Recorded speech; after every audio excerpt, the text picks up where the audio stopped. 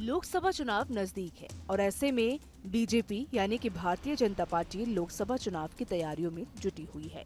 इसके लिए बीजेपी की कोर ग्रुप की मीटिंग 28 फरवरी को दिल्ली में हुई, जिसमें बीजेपी अध्यक्ष जेपी नड्डा के साथ साथ केंद्रीय गृह मंत्री अमित शाह भी शामिल हुए। आम चुनाव से पहले बीजेपी की इस बैठक को अहम माना जा रहा है और हो सकता है कि जल्द ही केंद्रीय चुनाव समिति की बैठक हो। इस बैठक में जेपी नड्डा और अमित शाह ने मध्य प्रदेश, गुजरात, राजस्थान और उत्तराखंड के साथ साथ कई राज्यों के पार्टी नेताओं के साथ अलग अलग चर्चा की। वहीं यूपी, छत्तीसगढ़ और तेलंगाना के पार्टी नेताओं के साथ पहले ही मीटिंग हो चुकी है। पार्टी सूत्रों के मुताबिक बीजेपी की पहली लिस्ट में पीएम मोदी, गृह मंत्री अमित शाह के नाम भी शामिल हो सकते हैं। साथ ही लिस्ट में उन नेताओं के नाम भी शामिल हो सकते हैं जो 2019 लोकसभा चुनाव में हार चुके हैं।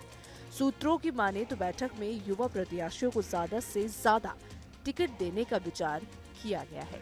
साल 2019 लोकसभा चुनाव के लिए बीजेपी की पहली लिस्ट में भी पीएम नरेंद्र मोदी और गृह मंत्री अमित शाह का नाम शामिल था।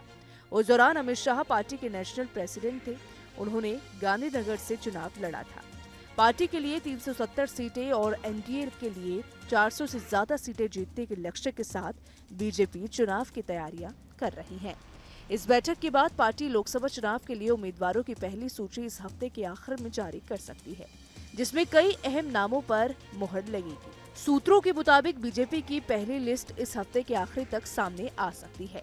वहीं बीजेपी की पहली लिस्ट में कई कद्दावर चेहरों का नाम तो शामिल होगा ही। इसके साथ ही उन सीटों के उम्मीदवारों का नाम भी ऐलान किया जा सकता है जिन पर 2019 के चुनाव के दौरान बीजेपी के उम्मीदवार हार गए थे।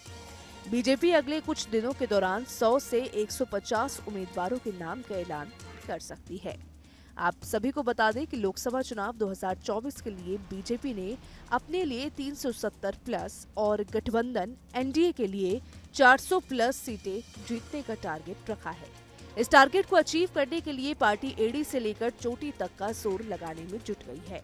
पार्टी की इन्हीं कोशिशों का नतीजा बिहार और महाराष्ट्र में भी देखने को मिला, जहां पर नीतीश कुमार एक बार फिर एनडीए में शामिल हुए तो वहीं कांग्रेस के कद्दावर नेता अशोक चव्हाण बीजेपी में शामिल हुए। अब खैर देखना ये होगा कि लोकसभा चुनाव 2024 में आखिर कौन बाजी मारता है। इसको लेकर आपकी क्या राय है, आपके क्या विचार हैं? आपको क्या लगता है कि 2024 में कौन बाजी मारेगा, बीजेपी या फिर कोई और पार्टी? अपने विचार हमें कमेंट सेक्शन में जरूर बताइएगा। वीडियो पसंद आए तो वीडियो को लाइक, शेयर करना ना भूलें। साथ ही हमारे चैनल न्यूज नेशन को सब्सक्राइब कर लीजिएगा, बेल आइकन को प्रेस कर लीजिए ताकि हर एक अपडेट सबसे पहले आप तक पहुंच सके।